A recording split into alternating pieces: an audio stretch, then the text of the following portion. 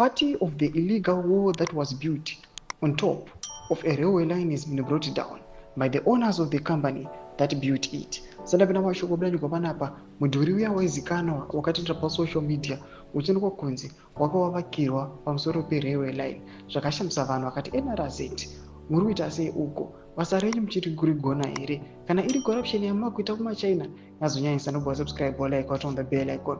Tipinda panapa pahendo yeX yachiona blanjira chiti the wall was constructed without planning permission, and the Chinese nationals who owned the company that built the wall did not obtain authority from the National Railways of Zimbabwe to build on top of the railway line.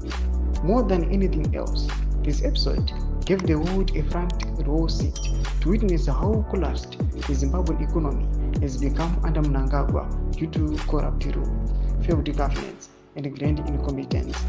Zimbabwe used to have a railway system which at one point had better signaling than the British rail system, but it is all history now due to great incompetence, nepotistic appointments, and straightforward corruption, something Mnangagwa will be remembered for as the hallmark of his legacy.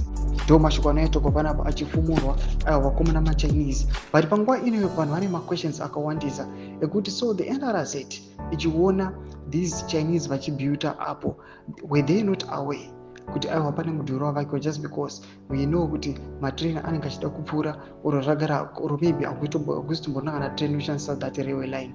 Mashoko anouya panapa anosara questions anoramba achigara zvavo ari good unanswered kuti right now these Chinese nationals that right kuti vanouya vachibuilda that war pamusoro perailway line vatori vanhu vanotofunga, but panguva ino it seems like these Chinese vava nema overpowers. We do not know their affiliation kuti vanotemba nei kuti vanolinga nani, but panguva ino zvinyazi kupa vanhu muono wekuti machina awa aiwa anenge panguva ino vakutotitonga isusu maZimbabweans varidzi venyika ino.